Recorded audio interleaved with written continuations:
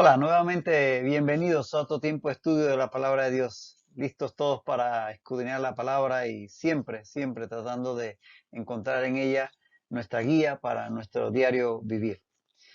Empezamos. Padre, gracias por este tiempo. Gracias por la oportunidad de poder, Señor, escudriñar tu palabra. Gracias, Dios, por revelárnosla a través de tu Espíritu Santo. Señor, guíanos en este tiempo y que sea para tu gloria. En el nombre de Cristo Jesús. Amén. Así es. Estábamos en la sesión pasada en Mateo 15, el versículo 12 al 20. Ahí habíamos estado compartiendo y vamos a continuar en este pasaje. Así que leemos para reiniciar. Entonces, acercándose sus discípulos, le dijeron: ¿Sabes que los fariseos se ofendieron cuando oyeron esta palabra? Pero respondiendo él dijo: Toda planta que no plantó mi Padre Celestial será desarraigada. Dejadlos, son ciegos, guías de ciegos. Y si el ciego guiara al ciego, ambos caerán en el hoyo. Respondiendo Pedro le dijo: Explícanos esta parábola. Jesús dijo: ¿También vosotros sois aún sin entendimiento? ¿No entendéis que todo lo que entra en la boca va al vientre y es echado en la letrina? Pero lo que sale de la boca, del corazón sale, y esto contamina al hombre, porque del corazón salen los malos pensamientos, los homicidios, los adulterios, las fornicaciones, los hurtos, los falsos testimonios, las blasfemias. Estas cosas son las que contaminan al hombre, pero el comer con las manos sin lavar no contamina al hombre. Es el texto que estábamos considerando y vamos a continuar allí donde nos quedamos. Leemos allí. Pero respondiendo él dijo: Toda planta que no plantó mi Padre Celestial será desarraigada. Aquí usa el Señor una figura para hablar de estos religiosos que le habían rechazado y por tanto no pertenecían al reino, y entonces eran plantío no del Señor.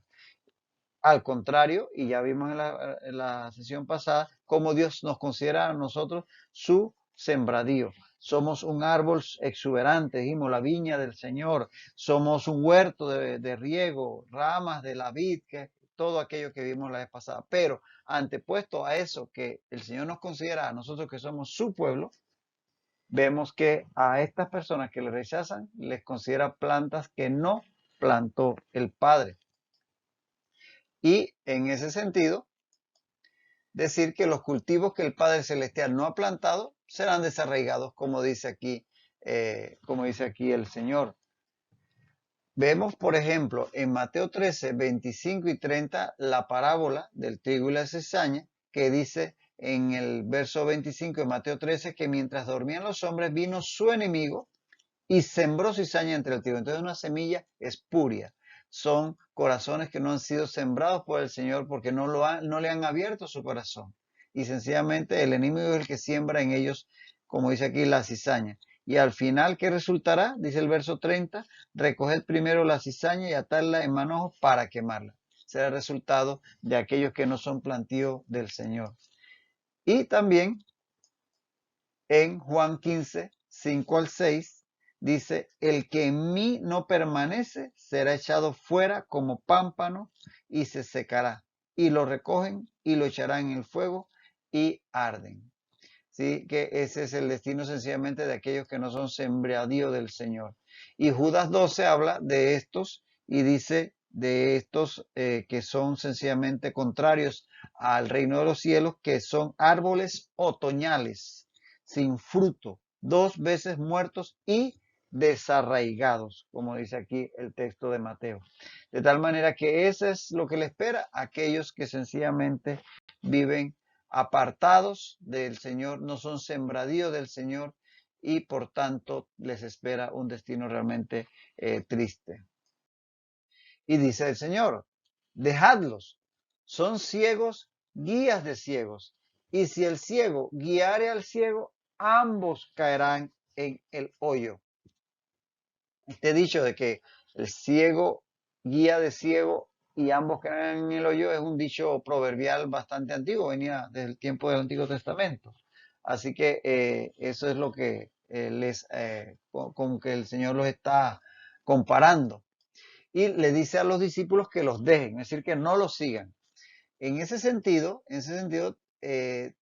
tener presente que antes, inclusive que comenzara Juan el Bautista su ministerio, si tú te imaginas a estos 12 discípulos que están ahora con el Señor, estos 12 discípulos, antes de que se diera el ministerio de Juan y obviamente antes que se diera el del Señor Jesucristo, ellos vivían como cualquier otro judío en su tiempo, donde continuamente estaban observando todas estas reglas y estas enseñanzas de los escribas. Por lo tanto, ellos en su juventud y por muchos años habrían aceptado esas enseñanzas que los escribas y fariseos se encargaban de custodiar como correctas, al igual que el resto del pueblo.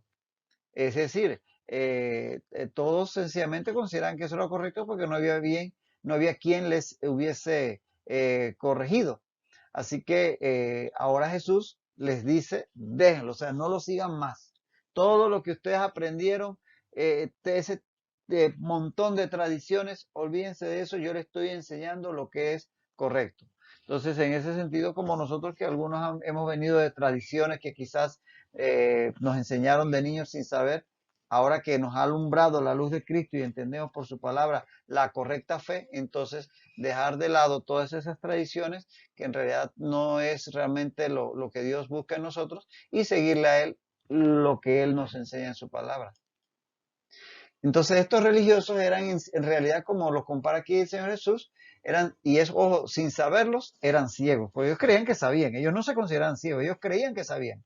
Tanto así que en Juan 9, 40 al 41 vemos otro encuentro de Jesús con los fariseos, y dice ahí en Juan 9, 40 y 41 que algunos de los fariseos dijeron, cuando Jesús los confronta, dice, ¿acaso nosotros somos también ciegos? Claro, ellos no se consideraban ciegos, pero Jesús les dice, si fuerais ciegos, no tendríais pecado, mas ahora porque decís, vemos, vuestro pecado permanece. Si ellos reconocieran que no tenían la luz que decían tener, entonces el Señor les hubiera podido, ante su aceptación, iluminarlos, ilustrarlos, si ellos hubieran aceptado que necesitaban del Señor.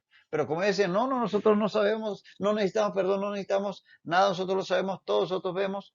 Entonces, como ellos decían que no eran ciegos, bueno, su pecado permanecería. Ellos pensaban que ellos tenían toda la verdad y por tanto su pecado permanece. Sin saberlo, eran ciegos a la verdad, como el resto de la nación que había rechazado a Jesús. Aquellos que le rechazaban permanecían en una ceguera, como dice Pablo en 2 Corintios 3, 14 al 16. Dice Pablo en 2 a Corintios, primeramente en Romanos 2, 19 al 21 está otro texto que habla de cómo ellos se consideraban a sí mismos, los judíos, que sí veían. Dice, ¿confías en que eres guía de los ciegos, luz de los que están en tinieblas? Tú pues que enseñas a otros, ¿no te enseñas a ti mismo? Es decir, que todavía en el tiempo del apóstol Pablo, seguían estos líderes religiosos considerando que eran luz para otros, guías para otros, cuando en realidad estaban ellos mismos extraviados. Y sí, el mismo pueblo estaba bajo cierta ceguera, como dice 2 Corintios 3, 14 al 16. Dice que el entendimiento de ellos se embotó, porque hasta el día de hoy, dice Pablo en su momento, cuando leen el antiguo pacto, les queda el mismo velo no descubierto, el cual por Cristo es quitado, pero como no aceptaban a Cristo, permanecía su velo.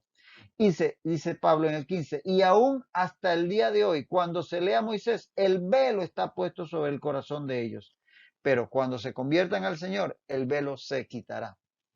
Así que eran ciegos que no podían guiar a nadie.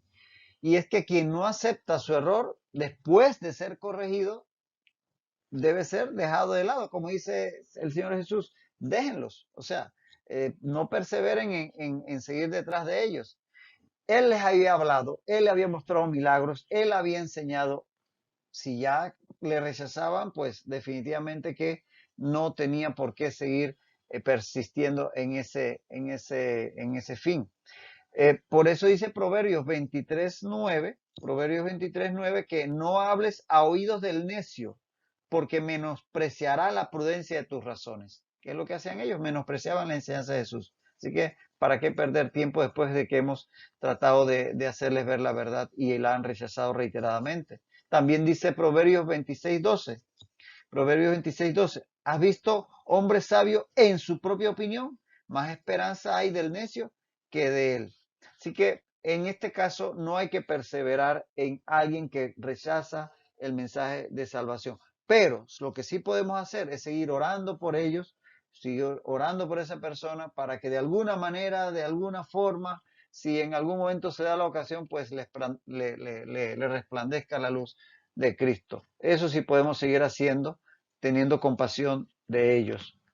Pero no enfrascarnos en discusiones estériles para ver quién tiene la razón. Ahí sí no caigamos en esas trampas de estar ahí discutiendo, por ejemplo, con los testigos de Jehová, que esto, que lo otro, que si Dios les ilumina y aceptan, bien, pero no perder tiempo en discusiones estériles. Dice Proverbios 26:4. Proverbios 26:4 dice que nunca respondas al necio de acuerdo a su necedad, para que no seas tú también como él. Si te pones ese dime y direte, yo tengo la razón y el otro no, yo la tengo, ahí vas más bien a perder la paz y la calma. El ciego a la verdad se extraviará al igual que el que le sigue. Eso es así. Así que mejor no seguirlos como estos fariseos que creían que tenían la verdad. Sencillamente, el que lo sigue va a caer en el hoyo igual que él. Dice Proverbios 13:20. Proverbios 13:20. El que anda con sabios, sabio será. Mas el que se junta con necios será quebrantado. Así que seguir a los ciegos es una necedad. De tal manera que Jesús se lo deja claro aquí a los discípulos. Ahora bien, en este punto, a ver qué cosas hacen que el hombre no vea la luz de Cristo, qué cosas ciegan a las personas. Sabemos que esto es espiritual y vamos a resaltarlo también, pero hay muchas cosas que en un momento dado estorban a la persona que acepte el mensaje de salvación. Y ojo, que también nosotros los creyentes, en alguna medida, podemos ser estorbados por estas cosas que vamos a mencionar para no crecer. Porque sí, puede ser que ya seamos salvos, pero el Señor nos llama a seguir creciendo en la fe. Y muchas veces, aunque ya hemos aceptado a Cristo, no crecemos porque hay algunas cosas, como lo que vamos a mencionar, que también nos pueden estorbar o hasta cegar. Entonces, no solamente lo veamos como cosas que sigan a los incrédulos para creer, sino también a nosotros los creyentes para crecer. En primer lugar, la incredulidad per se, la incredulidad. Aquella persona que es atea, agnóstica y sencillamente no cree en nada que sea fuera de lo físico, de lo que conoce, de la ciencia, que sabe, que ha medido, que ha podido ver, palpar. Entonces, sencillamente, incredulidad y ahí se ciega a la banda y no acepta la verdad de Cristo. En segundo lugar, la religiosidad. Y fíjate que este es uno de los velos más terribles, porque vivo en una religión que así me enseñaron mis padres y que tengo que seguir en este rito y todo, y yo no voy a romper con mi religión, yo no me voy a cambiar de religión. Y esa religiosidad que a veces es engañosa porque te hace sentir satisfecho porque tú tienes un rito que te hace correcto ante tu Dios o ante lo que tú consideres que es tu ser superior. Eso hace que mucha gente los ate y no acepten la verdad de Cristo. ¿Qué otros velos encontramos en las personas? El apego a las tradiciones, una tradición que viene de generaciones, por familia. Nosotros siempre éramos los que participaban en esta actividad aquí, allá, y no eso de irme para el otro lado de la calle, no voy a cambiar mis tradiciones porque esas son sacrosantas. Tradiciones como lo que tenían los escribas y los fariseos, un conjunto de tradiciones que prácticamente vivían de ellas. El temor a las pérdidas. Hay personas que cuando tú le hablas de Cristo sencillamente dicen, no, porque si voy a la iglesia, entonces tengo que dejar, por ejemplo, el licor y voy a perder algo que me gusta. O personas que las riquezas los atan y piensan que si me meto en un grupo o algo, me van a quitar el dinero. Porque por ahí entonces empieza la cosa, ¿no? Que ahí te van a sacar la plata y todo. Temor a las pérdidas de cosas que yo pienso que Cristo me va a pedir. Y realmente todos sabemos, Cristo no te va a pedir nada, más bien Él te va a dar. Luego, cuando tú tienes una genuina conversión, entonces de ti nace darle a Él. En ti nace entregarle ese vicio del licor. En ti nace entregarle ese vicio del cigarrillo. En ti nace entregarle ese pecado de adulterio. Entregarle a inclusive sostener la obra. pero eso nace de ti porque tienes una genuina conversión. La fe nunca te quita nada, pero las personas que no saben piensan que van a perder cosas y eso los ciega. Por otro lado, también podemos pensar en otro factor que puede cegar a la gente y es el apego a los hábitos. Hábitos como puede ser el hábito de una vida sexual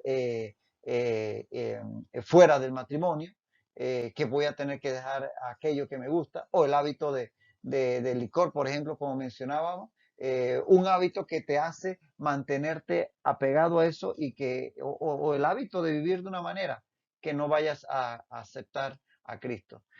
Otro terrible es el orgullo. Y recuerden, estoy hablando cosas que también nos pueden estorbar a crecer a los creyentes. También puede ser el caso de nosotros en un momento dado, el orgullo. Y que, ¿qué me van a enseñar a mí estas personas? Si yo por favor tengo título de posgrado, maestría, todo está, o yo tengo, mira, tengo una empresa, me he hecho a mí mismo, ese orgullo, ya sea religioso, orgullo por bienes materiales, orgullo por educación, formación, alcurnia, etcétera, a veces estorba a la gente. Incluso en la iglesia el orgullo nos puede estorbar para aceptar la corrección del Señor o la enseñanza de parte del Señor. Entonces sí, el orgullo nos puede cegar a todos. Prejuicios de que, no, esos son unos, aleluya, esa es una religión para gente que no es inteligente, esos son unos salvacuatro, yompi, no, yo con ese no nada que ver. Entonces, prejuicios que hacen que nosotros juzguemos equivocadamente a aquel que nos presenta el Evangelio. O a nosotros mismos, los creyentes, a veces los prejuicios nos impiden que aceptemos la corrección de parte de alguien que está enseñando, de alguien que está predicando, porque sencillamente lo prejuzgamos. No caigamos en esos errores. Otra forma de verlo, temor al cambio, temor a cambiar mi forma de vivir. Yo estoy llevando una vida de una manera y pensar que si me meto a la iglesia, si acepto a Cristo, si esto, voy a tener que cambiar mi estilo de vida. Temor al cambio también ciega a algunos. También el pecado literalmente, puesto que están apegados a un pecado de tal manera que sienten que si acepto a Cristo tengo que dejarlo y eso me gusta. Entonces, esa es una atadura terrible que ciega a las personas para no aceptar a Cristo y puede estorbar en el creyente para que no crezca esos pecados ocultos. O la terquedad, sencillamente, porque dice que no hay más ciego que el que no quiere ver. Entonces, esa es otra situación que puede ser de gran estorbo para crecer en el Señor. Así que definitivamente que cualquiera de estas y más pueden ser velos que están cegando a las personas. Como estaban estos escribas fariseos, ciegos por sus tradiciones, ciegos por su religiosidad, ciegos por su orgullo, por sus prejuicios, por el temor al cambio, quizás por temor a las pérdidas, perder su forma de vida, que era prácticamente mantener todo este andamiaje de rituales, apego a hábitos y la propia terquedad, sencillamente, o no creer en Jesús. Definitivamente que ellos podían estar ciegos por todas estas cosas. Estas cosas los cegaban a estos escribas y fariseos y pueden cegarnos también a nosotros los creyentes hoy en día y a los no creyentes para no aceptar a Jesucristo. A nosotros para no crecer, como decía, obviamente somos salvos, pero en sí también debemos seguir creciendo. Y al final, como decíamos, al final esto es espiritual, porque al final es Satanás el que está detrás de todas estas causas de ceguera. Segunda Corintios 4:4, segunda a Corintios 4:4 dice que el Dios de este siglo cegó el entendimiento de los incrédulos para que no le resplandezca la luz del evangelio de la gloria de Cristo. Así que ahí vemos que Satanás es el que al final está detrás de todas estas causas de ceguera. Pero atención, sí hubo entre los fariseos quienes creyeron. El ser fariseo no los hacía imposibilitados de creer. Llegaron algunos fariseos a creer y algunos muy ilustres, como vamos a ver.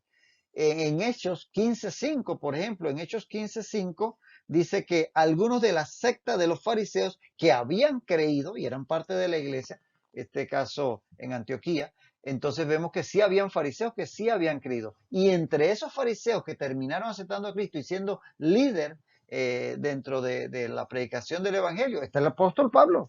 Pablo era fariseo, pero de hueso colorado. Si lees de su testimonio, por ejemplo, en Hechos 23:6, en Hechos 23:6 dice que Pablo alzó la voz en el concilio. Varones, hermanos, yo soy fariseo, hijo de fariseo.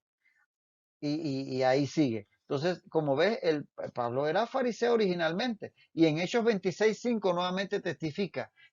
Yo desde el principio, Hechos 26:5, Hechos 26:5, yo desde el principio, conforme a la más rigurosa secta de nuestra religión, viví fariseo. Así que ahí tienes un fariseo que creyó. O sea que, a pesar de que estaban tan cegados, sí hubo quienes creyeron, porque para Dios nada hay imposible. Lo dice Lucas 1:37, que porque nada hay imposible para Dios. Aunque la persona tenga toda esta serie de velos, no lo desechemos, no lo descartemos.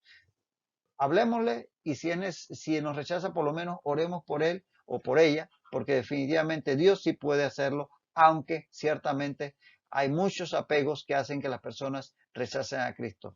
Ahora, fíjate que esto se puede comparar con el caso de los ricos.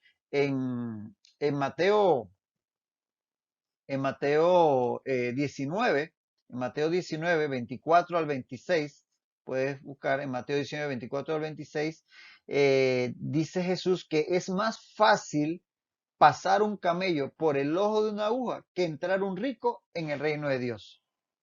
¿Por qué? Porque el rico está cegado por las riquezas y eso le hace, le ciega para no ver que necesita de Cristo. Pero fíjate lo que dice en el 25, entonces Mateo 19 dice, sus discípulos se asombraron diciendo, ¿quién pues podrá ser salvo? Como quien dice, si eso es así, ningún rico va a poder ser salvo. Pero fíjate cómo les contesta Jesús en el verso 26. Les dijo, para los hombres esto es imposible, mas para Dios todo es posible. Así que por más ve lo que tenga una persona, en este caso los ricos, en el caso de los fariseos, como vimos que algunos sí creyeron, Dios sí puede tener el poder de impactar en una vida, pero obviamente al final es la persona que tiene que aceptar, tiene que ceder y creer, pero Dios tiene el poder para que nadie diga que no, porque a mí me habían cegado, mis padres me... No, todos podemos recibir la luz de Cristo, pero sí, definitivamente hay una serie de cosas que estorban y que obviamente el enemigo está siempre tratando de cegar. Dice que respondiendo Pedro le dijo, explícanos esta parábola. Jesús dijo, ¿también vosotros sois aún sin entendimiento? En este punto ya Jesús no está entre la multitud, ya Jesús y los discípulos no están allá afuera, sino que ya están en la casa, probablemente en Capernaum, en la casa de Pedro. Porque si nos vamos al pasaje paralelo de Marcos 7:17, de Marcos 7:17 dice que cuando se alejó de la multitud y entró en casa, le preguntaron sus discípulos sobre la parábola.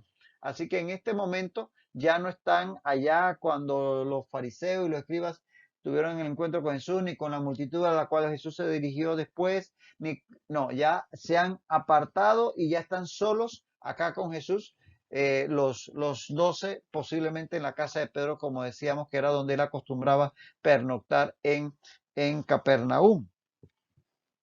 Y entonces aquí, ya estando los 12 con Jesús en casa, como acabamos de ver en Marcos 7:17, Pedro le pide que les explique a ellos la parábola, o más bien un proverbio, un machal, como se decía en hebreo, esto de que no es lo que entra por la boca, sino lo que sale, lo que contamina al hombre. Y fíjate que Pedro siempre tomando la iniciativa, ¿no? Ya unas lecciones atrás hablamos sobre esto de la personalidad de Pedro y cómo él siempre era como muy impetuoso, pero que aún con ese ímpetu y con esa a veces forma irresponsable de muchas veces actuar, Dios lo tomó, lo aceptó y lo utilizó para después ser el gran líder que fue una vez que fue moldeado por el Espíritu Santo.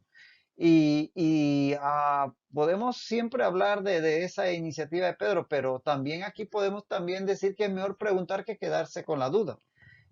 Alguien dijo que es mejor pasar por ignorante un segundo haciendo una pregunta que parezca tonta, que pasar por ignorante toda la vida, porque no te atreves a preguntar. Siempre hay que atreverse a preguntar. No hay pregunta tonta, dicen. Definitivamente que Pedro hace la pregunta porque en su mente todavía no comprendía completamente. Y ojo que posiblemente muchos otros tampoco habían comprendido completamente lo que Jesús decía, pero no se atrevieron a preguntar. Pedro, por lo menos, sí se atrevió a preguntar y recibir, como quien dice, el regaño, entre comillas, de parte del Señor. Así que posiblemente muchos otros tampoco habían entendido, pero no se atrevieron. Y siempre debemos atrevernos a preguntar. El Señor siempre nos va a contestar de alguna u otra forma. Cada vez que tengas dudas con respecto a la palabra, ponte ahí en oración, Señor, hazme entender esto, qué quieres decirme aquí. Su Espíritu Santo de alguna manera te va a aclarar. Se espera que todo creyente entonces sea así, que busque entender lo que el Señor le quiere decir. Y siempre hay que preguntar. Pero fíjate que Jesús, y esto Jesús realmente, como vamos a ver, lo hacía con un motivo positivo. Jesús les reclama por el hecho de que luego de llevar 2 años prácticamente de ministerio con él, compartiendo sus enseñanzas, viendo sus milagros, ellos debían tener una mayor comprensión de las verdades espirituales. Ojo, que eso tiene que ver con los discípulos y tiene que ver con nosotros. Se espera que después de llevar un tiempo tengamos algún mayor entendimiento, que no permanezcamos en los rudimentos, como dice Hebreos. Algo parecido a lo que sucedió en Juan 14:9 con el caso de Felipe. En Juan 14:9, Felipe le dice, muéstranos al Padre y nos basta. Y Jesús le responde ahí en el versículo 9 de Juan 14, ¿tanto tiempo hace que estoy con vosotros y no me has conocido, Felipe? El que me ha visto a mí, ha visto al Padre. ¿Cómo pues dices tú, muéstranos al Padre? Es decir, como quien dice, a esta altura del partido, Felipe, ¿cómo que tú no vas a entender que yo soy el Hijo de Dios? Yo soy la imagen visible del Padre. De tal manera que ahí como que también, ¿no? Le reclama que ya debieran tener un poquito más de conocimiento de quién es la persona de Jesucristo. Y es que es así. Se espera que ellos crecieran, no se quedaran como el primer día que conocieron a Jesús, sino que crecieran en el conocimiento de las verdades espirituales. Y eso se espera de todo creyente, que haya una madurez progresiva, que no nos quedemos con lo básico cuando fuimos salvos, sino que progresivamente crezcamos. Eso se espera de cada uno de nosotros. Por eso dice Proverbios 4:18, que la senda de los justos es como la luz de la aurora, que va en aumento hasta que el día es perfecto. Tenemos que crecer en la luz de Cristo, en el conocimiento del Señor y de su palabra, no quedarnos en los rudimentos.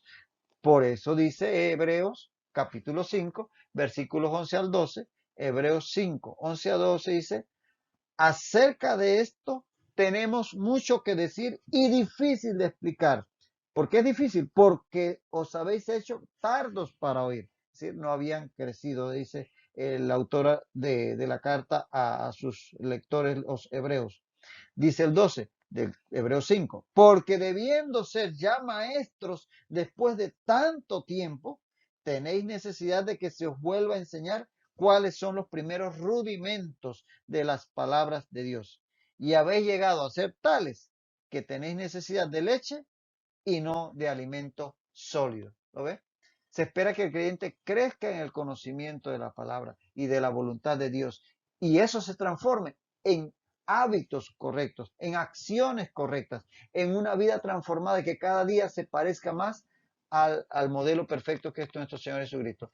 Por eso aquí el Señor Jesús le reclama a Pedro y con Pedro a los demás el hecho de que debieran tener ya un mayor conocimiento. Pero él se los va a explicar, él solamente como que los hace reflexionar y eso nos hace reflexionar a nosotros hoy, ¿no?